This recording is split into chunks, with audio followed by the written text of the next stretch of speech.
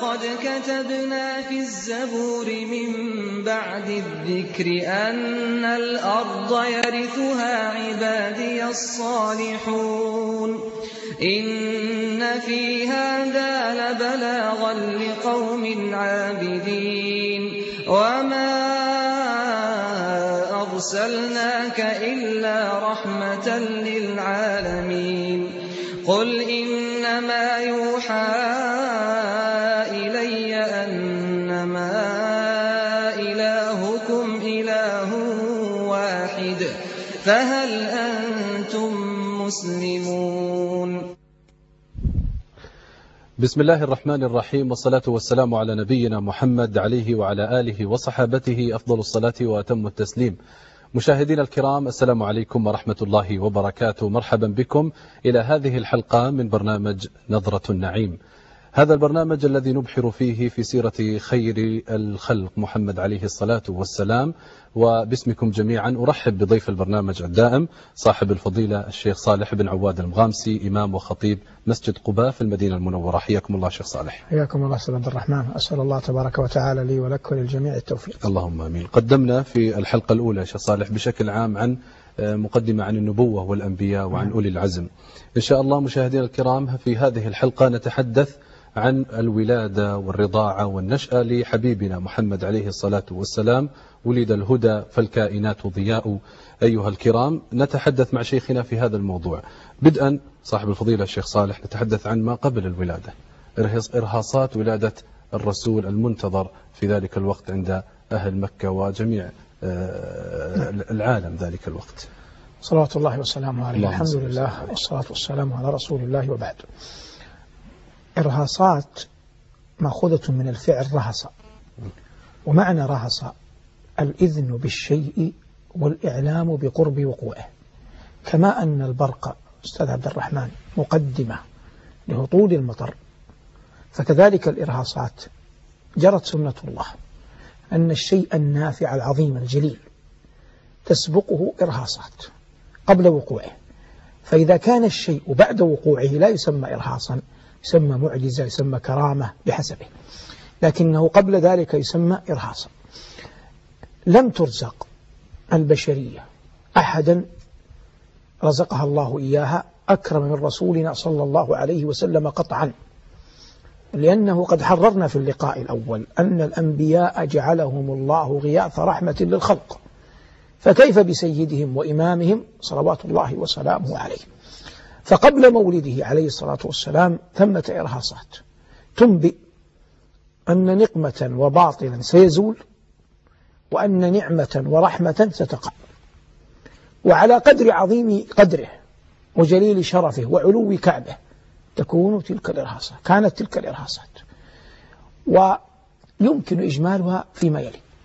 أعظمها حادثة الفيل، لا بد من قراءة صحيحة متأنية لحادثة الفيل التي صد فيها أبرهة عن البيت. أبرهة كان نصرانيا، من معه كانوا نصارى، والقرشيون كانوا عبدة أوثان. ولو كان النصارى مبدلين كما هو حالهم، إلا أنهم من حيث الجملة أكرموا على الله من الوثنيين قطعا. مثلا الله جل وعلا قال: ألف لام غلبت الروم في أدنى الأرض وهم من بعد غلبهم سيغلبون في بضع سنين لله الأمر من قبل ومن بعد يومئذ يفرح المؤمنون بنصر الله. لما يفرح المؤمنون بنصر الله؟ بنصر الروم على فارس، لأن فارس غير أهل كتاب والروم أهل كتاب، مع ذلك هم مبدلون. يعني لم يكن الروم على الدين الحق، كانوا مبدلون، لكنهم كانوا مبدلين، لكن من حيث الجملة أقرب إلى المسلمين. فكذلك أبرهة ومن معه من حيث الواقع كانوا نصارى، في حين أن قريشا كانت وثنية تعبد اللات وهبل والعزى ومنات، فليسوا أقرب إلى الله من أبرهة. ومع ذلك من الذي انتصروهم؟ إذن خذل أبرهة لا لكرامة قريش، إنما توطئة إرهاصا أن هذا البيت حفظ وأن مكة بقيت، سيظهر عند البيت وسيولد في مكة نبي عظيم كريم ورسول جليل القدر كريم أي كرامة على الله هو نبينا صلوات الله وسلامه عليه. فحادثة الفيل تنبئ عن إرهاصات مولده صلوات الله وسلامه عليه. قبل حادثة الفيل مسألة حفر بئر زمزم، فإن زمزم معلوم أنه كرامة لإسماعيل وأمه، لكنه طوي واندثر وذهبت معالمه حتى كان زمن عبد المطلب. عبد المطلب اسمه شيبة وهو جد رسولنا صلى الله عليه وسلم. لما ولد كانت شيبة في شعره، فتفاءلوا به أنه سيعمر، لأن الشيبة علامة لا تظهر غالبا إلا في الكبر. فثمة أشياء شيخ عبد الرحمن يعني يقرأها الله يقول ما يعقلها إلا العالمون، يعني يقرأها أولو الألباب يفهمون إشارات. فهاشم جد النبي صلى الله عليه وسلم تزوج سلمى بنت عمرو من بني عدي من بني النجار، وأنجب منها شيبة هذا الذي سمي بعد ذلك عبد المطلب. لكن هاشما، أنا طبعا خرجت لكن حتى تعرف أنه عبد المطلب، هاشما هذا مات وعبد المطلب الذي هو شيبة اسمه الحقيقي أين؟ في المدينة. فجاء أخوه المطلب اسمه المطلب، فأخذ شيبة معه إلى مكة يرده إلى إخوة أبيه، فحمله أردفه معه. كان في شيبة شيء يسير من السمرة الذي هو عبد المطلب، فلما دخل به مكة ظنه الناس عبدا اشتراه المطلب، فقالوا عبد المطلب عبد المطلب، غلبت عليه. فلما قال عليه الصلاة والسلام يوم حنين أنا ابن عبد المطلب، يأتي بعض العلماء يقول هذا اسم تعبد به لغير الله ومع ذلك ما غير النبي صلى الله عليه وسلم. هذا فهم غير صحيح، ما تعبد به لغير الله. هم ما قصدوا عبودية العبادة، قصدوا عبودية الرق، كما تقول فلان عبد عند فلان بمقتضى الشرع، والله يقول العبد مؤمن. واضح؟ فقال عبد المطلب، يقصدون أنه يحسبون أن المطلب اشتراه. هذا عبد المطلب ساد بعد ذلك، لما ساد رأى في المنام أن يؤمر بحفر زمزم. احفر برة، قال وما برة، احفر زمزم، قال وما زمزم، فحفرها. فلما حفرها ونبعت في قصة طويلة وشكوه إلى كاهنة بني سعد، ثم في الطريق قطعت بهم السبل، ثم رزقه الله الماء في الطريق قبل أن يصلوا إلى الكاهنة، فقالت قريش الذي سقاك في هذه المفازة وفي هذا القفر له الذي سقاك في مكة. فرجعوا وآلى على نفسه أن يذبح أحد ولدي وكان الذبيح عبد الله. قصة المشهورة. الذي يعنينا نعود إلى السياق نفسه، نتكلم عن الإرهاصات. خروج ماء زمزم غوث للناس، إيذان بولادته صلى الله عليه وسلم. فحفر بئر زمزم من إرهاصات مولده صلوات الله وسلامه عليه، وأنه سيخرج للناس، سيولد من ذرية هذا الذي حفر زمزم هو عبد المطلب، سيولد من ذريته ابن آخر هو سيد الخلق وخاتمهم صلوات الله وسلامه عليه. هذان إرهاصان عظيمان. ثمة إرهاصات قال عليه الصلاة والسلام أنا دعوة أبي إبراهيم وبشارة أخي عيسى ورؤيا أمي، هذا قبل المولد، حين رأت أن نورا يخرج منها تضيء له قصور الشام. وبصرى التي وردت في الحديث هي أول بلاد الشام فتحا، فتحها المسلمون من الشام نفسه. هذا النور هو الذي قاله الله جل وعلا في كتابه،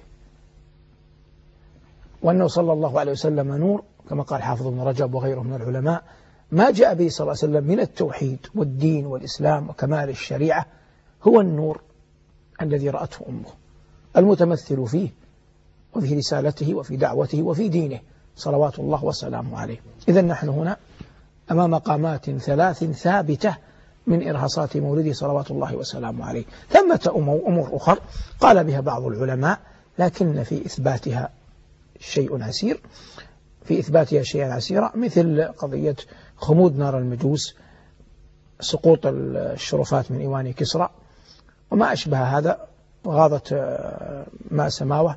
هذه لم تثبت، لكن لا يوجد مانع من أنها وقعت، يعني ما تنقله أهل الأخبار والسير، لكن الأسانيد فيها لا ترقى إلى أن نجزم به، لكن نقول في طلعة البدر ما يغنيك عن زحل. هذه الثلاثة الأول بئر زمزم وما رأته أمه، وحادثة الفيل أكبر إرهاصات على مولده صلوات الله وسلامه عليه. اللهم صل وسلم عليه. هذه الإرهاصات فضيلة الشيخ صالح هل كانت تدرك يعني في ذلك الوقت وهم كانوا يعرفون أن هذا الزمن هو زمن خروج نبي؟ نعم، هل كانوا يجمعونها؟ لكنهم يعني لا يوجد دليل على أنهم يعني فطنوا إلى هذا، لأنهم لو فطنوا له فطنة حقيقية لما كذبوه. لكن أحيانا يقع الكذب باب الحسد وهذا، لكن فلنقل في عند بعضهم ممن يدرك من أهل العقل أن هذا سيقع. طيب الآن نتحدث عن ولادته عليه أفضل الصلاة وأتم السلام. هو ولد من أبوين كريمين، عبد الله وآمنة.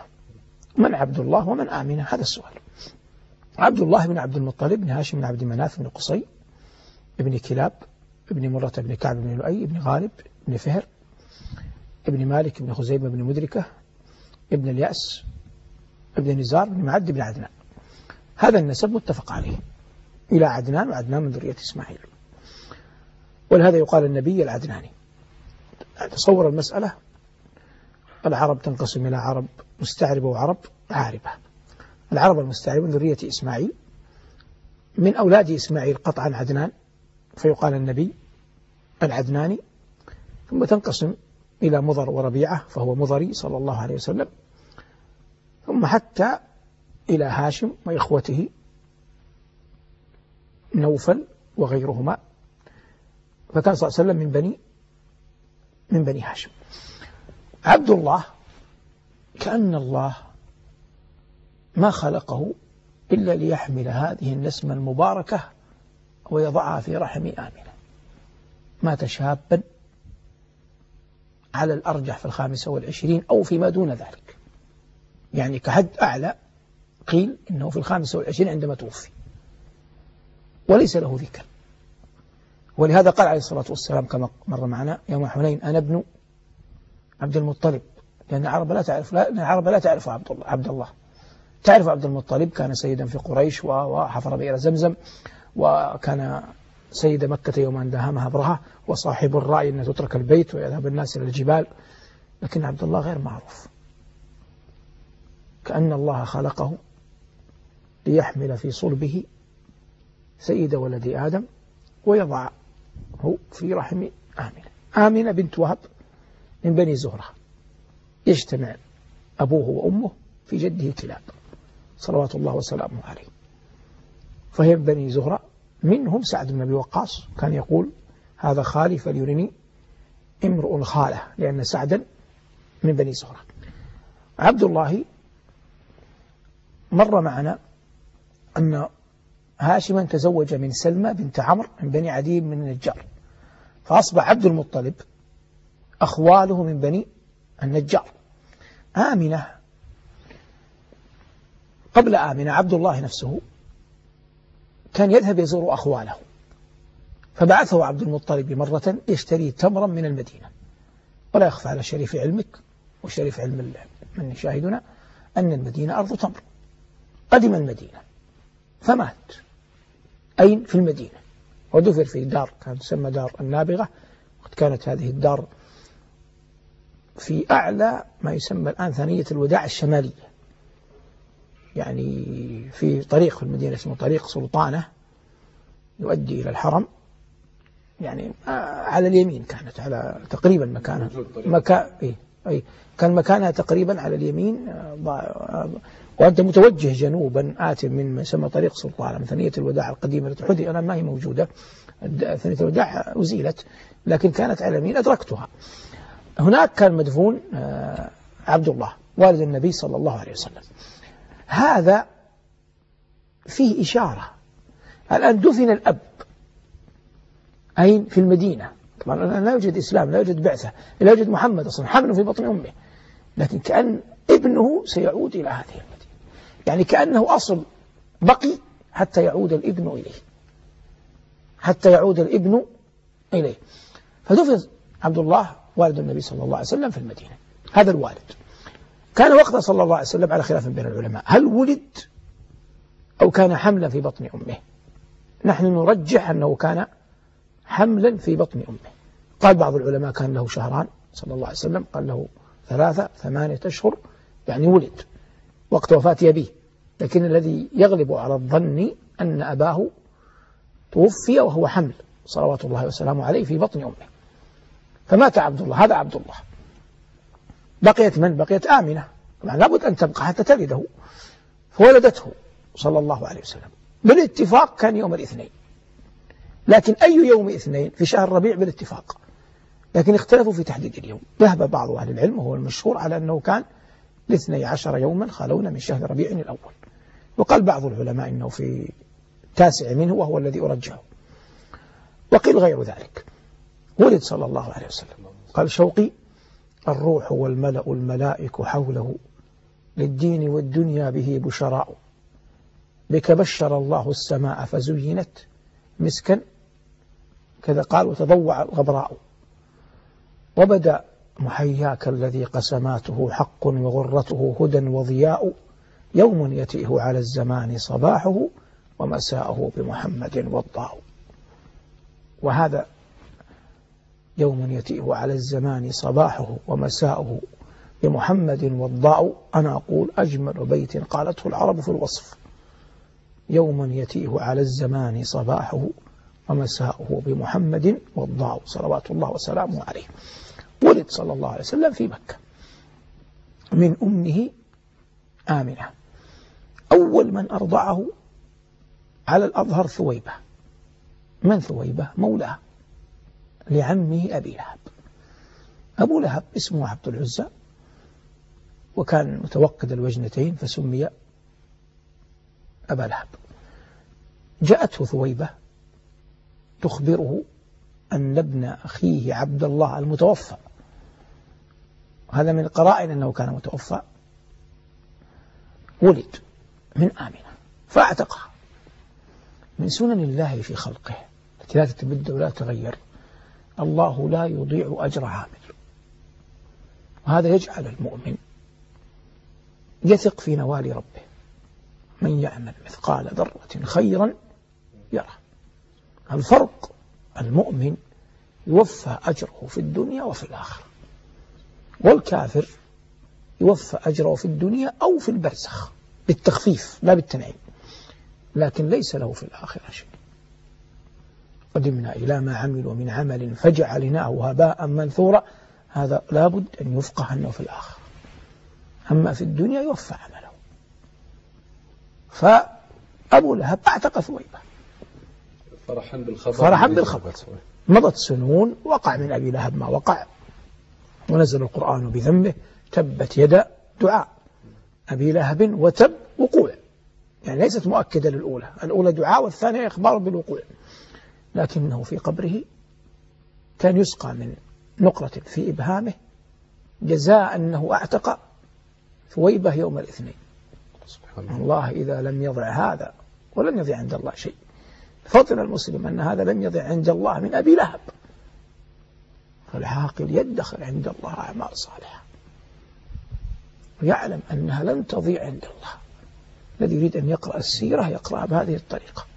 ليست السيرة أرقاما يحفظها النشء ويكتبها في ورقة الاختبار. السيرة عبادة الواحد القهار على هدي النبي المختار، هذه السيرة. فلم يضع هذا عند لأبي لهب، رآه عمه أخوه العباس في المنام، قال: ما فعل الله بك؟ قال: والله بشر حال، إلا أنه يخفف عني يوم الاثنين أطعم من نقرة في إبهامي، لأنني اعتقت ثويبة يوم أن أخبرتني بمولد رسول الله صلى الله عليه وسلم. كيف برحمته وفضله جل وعلا سيثيب من فرح وأحب واتبع وصدق سيد الخلق صلى الله عليه وسلم. هذا مبهم، وكل بحسب ما في قلبه من الإيمان وما آتاه الله من اليقين وما رزقه الله جل وعلا من التوفيق للعمل. فولدته آمنة ليوم الاثنين بالاتفاق. قال عليه الصلاة والسلام: هذا يوم ولدت فيه.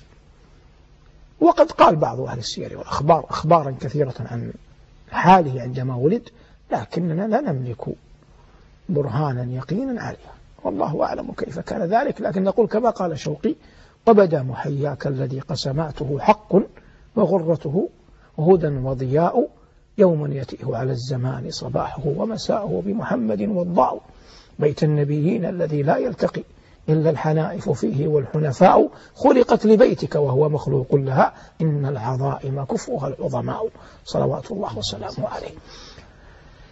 فأرضعته ثويبة، ثم أرضعته أمه آمنة بنت وهب، ثم على ما جرت عليه عادة العرب أرضعته حليمة السعدية في بني سعد. خبر حليمة يتوقف فيه بعض العلماء، والأولى الجزم به، لأن رضعته صلى الله عليه وسلم في بني سعد ثبت شق الصدر أنه في بني سعد في طرق صحيحة، وهذا يقوي هذا، يعني يكون دليلا، لأنه لن يكون شق الصدر في بني سعد إلا معنى ذلك أنه كان في بني سعد، فهذا يقوي أن حليمة أرضعته، وإلا ما ذكر في أخبار هوازن بعد ذلك. كذلك أرضعته أم أيمن، وصلى الله عليه وسلم هؤلاء مرضعاته، هذا كله في زمن الصبا. ثم كانت حياته 4 سنين في بادية بني سعد، وفيها شق صدره، وهو أول شق، لأنه شق بعد ذلك صلوات الله وسلامه عليه. إذن التمهيد للنبوة للبعثة تم وهو صغير حسيا ومعنويا، ثم بدأ ينشأ يكبر صلوات الله وسلامه عليه، تحيطه عناية الله حتى بلغ 6 سنين. أخذته أمه آمنة إلى المدينة، وهذا من برها بزوجها، لأن آمنة من بني زهرة ليس لها في المدينة شيء، وزوجها توفي، لكن زوجها عبد الله أخواله في المدينة، فأخذت ابنها حتى يبر أخوال أبيه، وإلا هي ليس لها شيء في المدينة، فذهبت إلى المدينة. وهذا يفقهنا كيف أن المرأة تبر زوجها بطرائق عدة. فأخذت آمنة بنت وهب ابنها سيد الخلق صلى الله عليه وسلم، وهو يوم ذاك لم ينبأ، صبي لا تعرف من تحمل، فزارتهم في المدينة، ثم قفلت راجعة إلى مكة. مرت على قرية يقال لها الأبواء، قائمة إلى الآن. الأبواء مجمع سيول، يأتي سيل القاح سيل وادي الفرع، يجتمعان فيه، ثم يصب في البحر، يعني يجري في البحر، يمر على قرية معروفة اسمها مستورة. هذه كلها يعني معالم موجودة، الأبواء موجودة، مستورة موجودة، وادي الفرع، وادي القاحة، كلها معروفة. ثم يصب الماء في البحر. هناك ماتت آمنة بنت وهب. إذن هذا النبي الخاتم الذي ولد يتيما يغدو مع أمه في سفر ويعود بدون أمه، يغدو مع أمه في سفر ويعود بدون أمه. أخذته أم أيمن حاضنته حبشية، وذهبت به إلى جدها عبد المطلب، فعاد صلى الله عليه وسلم. إذن الآن نلحظ الوالد الأب قبر في المدينة قبل الولادة، والأم تقبر غير بعيد عن المدينة، الأبواء أقرب إلى المدينة من إها إلى مكة، وهي عائدة من المدينة. هذه المدينة سيكون لها طبعا، لا يوجد أحد قارئ أن ذاك بهذه الطريقة، مستحيل أحد يفقهها، لكن يفقهها بعد أن وقعت. فماتت أمه هنا، زار قبرها بعد ذلك، وقال إنني استأذنت ربي، وبكى بكاء طويلا وأبكى من حوله، قال استأذنت ربي في أن أستغفر لها فلم يأذن لي، واستأذنت ربي أن أزور قبرها فأذن لي. إذا عرجنا فقهيا اختلف الناس العلماء في أبوي النبي صلى الله عليه وسلم، ونحن نرى أن الصواب أن يقال أنه لا يحكم لهما بجنة ولا نار. حكم بعض أهل العلم، للسيوطي رسالة في هذا، أن الله أحياهما وأنهما آمن به، وهذا لو وقع لاشتهر ولا يمكن أن يخفى مثله، فبعيد. وقال بعض العلماء بأنه يحكم على أبيه في أنه في النار، ويحكم على أمه كذلك. بعض العلماء أقل من الأول يعني قالوا به بحكم أن وسلم لم يؤذن له أن يستغفر لها، وليس في هذا دليل في عدم الاستغفار. أما الأول فهو في مسلم، لكن الخبر كخبر يعارض صريح القرآن، فطالب العلم في مثل هذه الحالة يجد نصوص قطعية الثبوت ونصوص ظنية الثبوت، فلا يمكن أن يحتج بنص ظني الثبوت على نص قطعي الثبوت. وكان شيخنا والدنا العلامة الأمين الشنقيطي رحمه الله يذهب إلى أنه لا يرى صحة حديث أبي وأبوك في النار، ويرى أنهما من أهل الفترة، الله أعلم بما سيؤال إليه.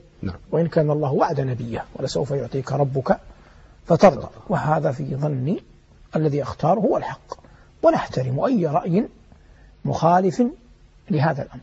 وقد كان شيخنا يقول هذا في درسه في الحرم النبوي الشريف. كبر صلى الله عليه وسلم، إذا أذنت لي في الحديث عن ننتقل إلى النشأة، لأن نريد أن نختم بها هذه الحلقة. نشأ عليه الصلاة والسلام يتيما. نعم. يعني أثر هذه النشأة عليه الصلاة والسلام. أثرها من وجهين: أثر له وأثر منه. أثر له وأثر منه. أما الأثر الذي له فإنه حرم عاطفة الأبوة وعاطفة الأمومة، وحتى جده مات وهو في 8، فأصبح لا يوجد لأحد عليه فضل. أصبح هذا القلب يحتاج بشري، يحتاج يتعلق، فما كان له أن يتعلق بغير الله.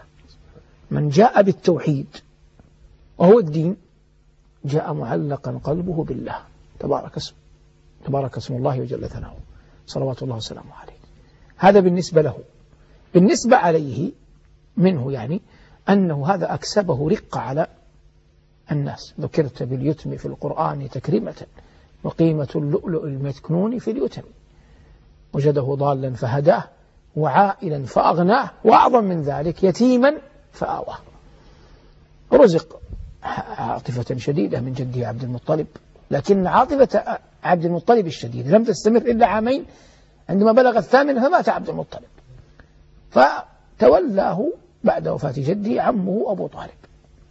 وأبو طالب كان رحيما بنبينا صلى الله عليه وسلم، ولهذا عليه الصلاة والسلام اجتهد كثيرا، كان يحب أن يهدي عمه، وقال لولا أنا لكان كذا وكذا في النار، وتشفع له في أنه يكون أهون أهل النار عذابا. وفي هذه المسألة فيها قويل لا أحب أن أخوض فيها، لكن كان أبو طالب محبا النبي صلى الله عليه وسلم. وأعجب ما نقل فيه أنه كان لما كان بنو طالب في الشعب كما سيأتي، كان بنو هاشم في الشعب، كان يأتي في الليل فيحمل النبي صلى الله عليه وسلم مع سلم ذاك رجلا ويجعله في مكان آخر، حتى لو أن أحدا كان يرصدهم ويريد أن يقتل النبي صلى الله عليه وسلم يقتل أحد أبنائه ولا يقتل رسول الله صلى الله عليه وسلم.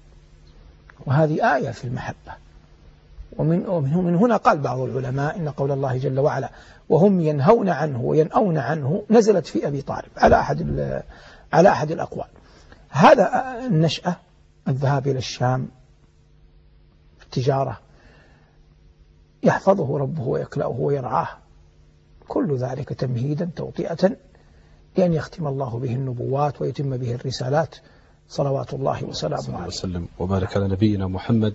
أنا شاكر لك شيخنا الشيخ صالح بن عواد المغامسي تقديمك واستفاضتك فيما يتعلق في المولد والرضاعة والنشأة. إن شاء الله وصلنا الآن إلى البعثة. نعم. وستكون هي وقفتنا مشاهدينا الكرام في حلقتي الغد بإذن الله تعالى.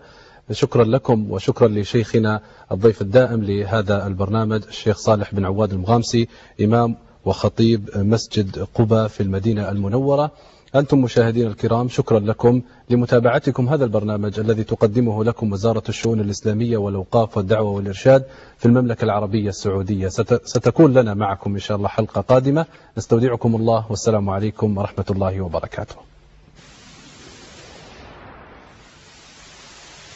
ولقد كتبنا في الزبور من بعد